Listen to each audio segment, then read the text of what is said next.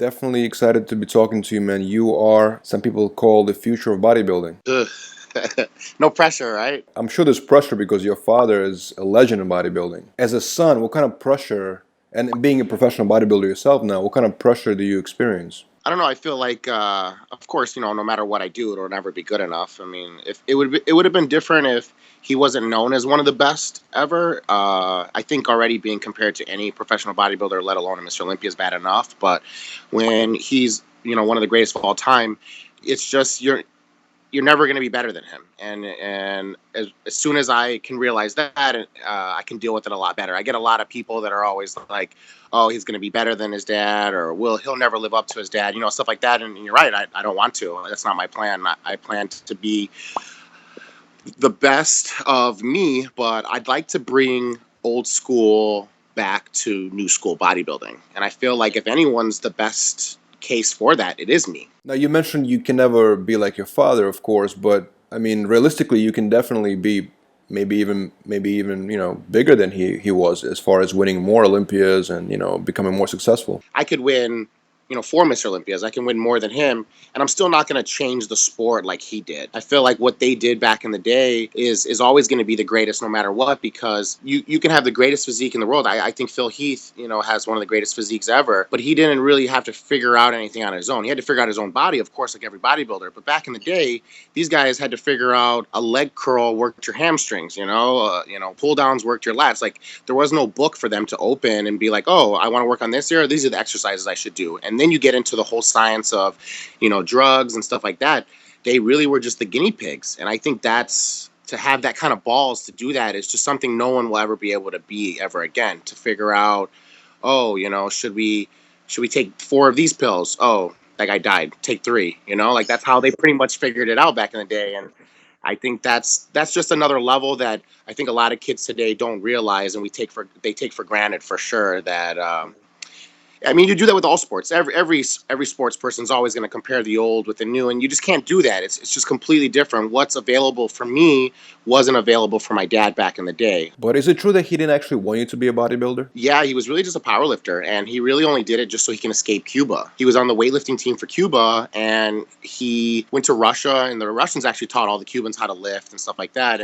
And then when it was time to go to the Olympics, back when Cuba was allowed to compete in the Olympics, they went to the Pan American Games, and that's when he defected and ran away. And then he got to the States, and he still was just powerlifting, and that was something that he really enjoyed doing. And I think because of obviously his genetics that we learned later were just really ahead of its time, his body was just adapting so fast, cosmetics wise, how he was looking. And I think he realized getting into that it was a lot easier. I mean, it's crazy to say, but I think lifting really heavy and stuff like that, I think that's the only thing that really messed him up, because people are always like, oh, I'm so sorry that your dad passed away and stuff like that. But people don't know that he lied on his birth certificate when he came to this country. He was almost 80 when he passed away. I mean, he lived a pretty good life. When you told your father that you want to follow his footsteps, I mean, what did he tell you? I start to understand it more as I get older, of course. I mean, you're an immigrant. You come to a different country. You want your kids to be different than what you had to deal with. And that's understandable. But after a certain point, I think you have to realize that I'm not going to quit. And he did. He just wanted me to be in school. And even, once I started joining gyms on my own, because he wouldn't help me, and he wouldn't even give me any advice or anything. We never spent any time in the gym together. So once I just took it on my own, where I was just like, you know what, I'll just do it myself. He actually took it upon himself to call the gyms, because everybody in Chicago is his friend. And they wouldn't let me go to the gym anymore. And I think he thought that if I didn't have that, I would just put it towards school, and that was completely the opposite. So yeah, when I was about 18, I'd been lifting for a couple of months. I realized that I wasn't going to be able to do it in the shadow living in Chicago. Like Arnold is in California, my dad is like that in Chicago. So I just picked up and left, and I went to Florida. So what kind of relationship did you actually have with your father? Yeah, it wasn't the best one. A lot of people don't know, and they always want to tell me about how great of a bodybuilder and a father he is. And yeah, you can tell me about how great of a bodybuilder he was all the time. I completely agree. He's probably one of the best. But I don't like when people tell me about how great of a father he was to me when they have no idea how our relationship was or how he treated me. I have a way closer relationship with my mom. My mom didn't want me to compete too, but obviously, no parent wants their kid to get into a sport where drugs are mandatory. But after a while, my mom realized that if he's not going to stop and he's going to do it on his own, at least let me help him.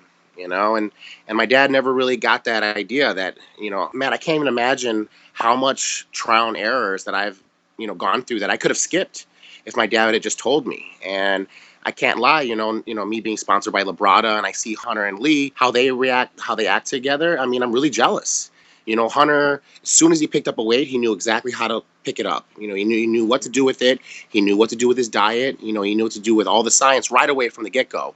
And that took me about, man, now almost 13 years to figure out. You have these guys now, Dallas McCarver, and you have Cody, these guys are like pros competing on pro stages at the Olympia, even, in their low 20s, but really it usually took about, a good 10 years before you really had your body together and you could really be a successful pro. So who knows, maybe in a roundabout way that's going to help me in long term, but I guess the only way to figure it out is in the future. I heard some rumors about your father that he had a he had a temper. Yeah, oh yeah, for sure. I think more of it was just him being Hispanic. He just was so high tempered, and yeah, there was a case where my mom was holding me in her hands. I was just born, and yeah, my dad was really upset, and he was throwing stuff, and I think he almost hit me, and that's when my mom grabbed, because he was a cop, grabbed his gun, and was just kind of more like saying like, calm down, like, trying to hopefully make that would be the reason that he would want to calm down, but he just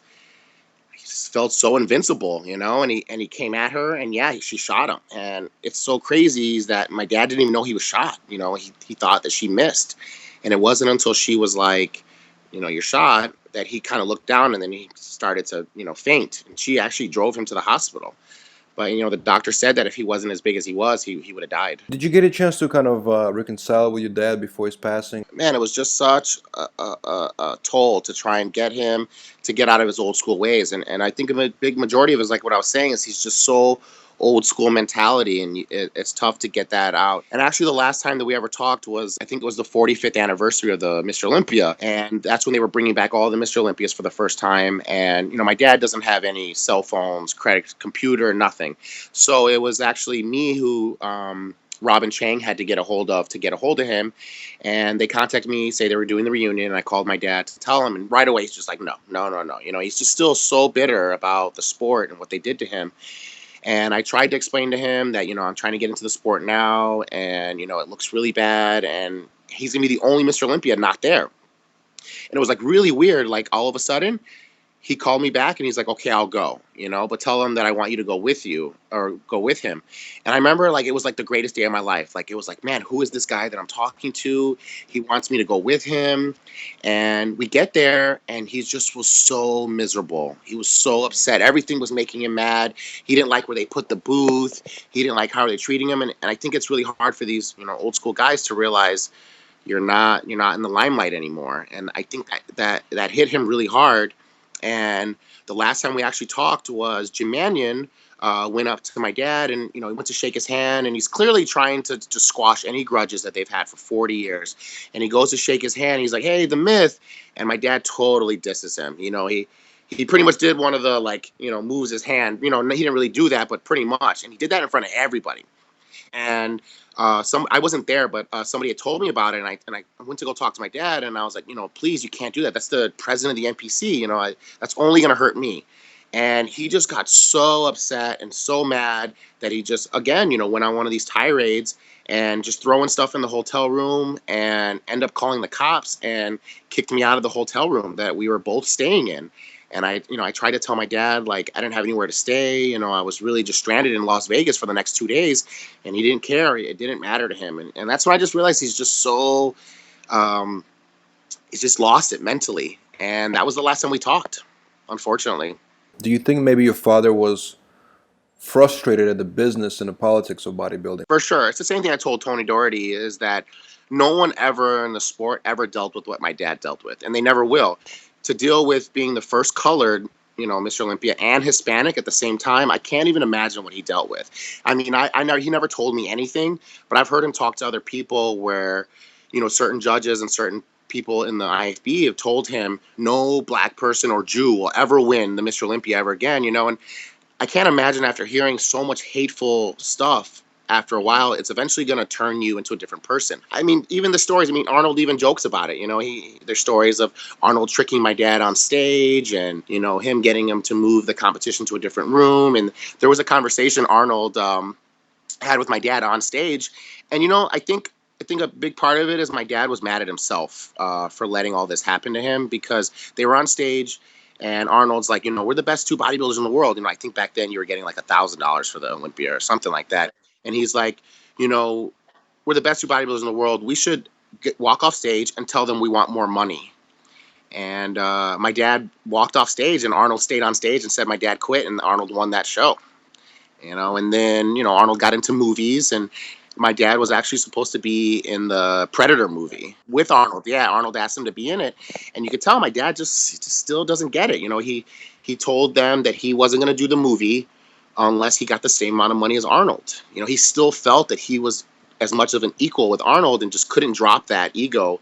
And yeah, look what that movie turned out to be, and who knows what my dad's career would have turned out to be. So I think deep down he was mad at himself for letting him get screwed back in the day, and then watching someone he knew that he was better than, in the sport, go on to have the greatest career ever, probably in the history of all sports. Well, I just definitely want to say rest in peace to Sergio. I mean, definitely we at Generation 9 respect him deeply, man. So Yeah, thank you. now you recently signed with Labrada. Are you ready for the business aspect of it? I care about like the image, not just clothes and just supplements, but just selling an image as a whole. And I don't want to sell out. And there's a thin line. Like my dad, his biggest problem is that he wouldn't be a sponsor for Weeder. That ended up being the thing that crushed him, is that since he didn't take Weeder supplements, he didn't want to say that he did. And I get that, and I wouldn't do that either. And that's why I really felt really good going with Labrada, because I really like everything about him and his company. But I do feel like there's a time where you do have to play the game, and that's something new that not a lot of old bodybuilders have to deal with. I can't say that I'm going to be ready for it. It's not. It's just something you have to deal with when it comes up. But I feel like if I can be different on stage, then maybe the business part would be a lot easier. I feel like what's a big problem in bodybuilding now is the posing. I feel like posing routines are so horrible. You either have guys that just do 15 different most musculars over and over again, or you have guys that are dancing and they look like strippers. And I don't think that either one is good. And unfortunately, all the crowd wants is the strippers now, because nobody wants to go to a show, and spend $100, and it's just boring. I feel like Dennis Wolf is a really good poser. Hidetada Yamagishi is really a good poser. Like, that's the kind of person that I want to be. So I feel like that's the one time you get to show the crowd and the industry your personality. That's how you show what kind of person you are. So I'm hoping if I just keep doing what I'm doing, and I think that'll come off, and then the business part will come with it. Tune into Generation Iron Podcast with Kai Green every Wednesday. But as time passed and I got more tattoos on my face and I finished the project, I realized that this is the choice I made. This is not something that happened overnight. This is not something that I'm born with. This is a choice I made to look different.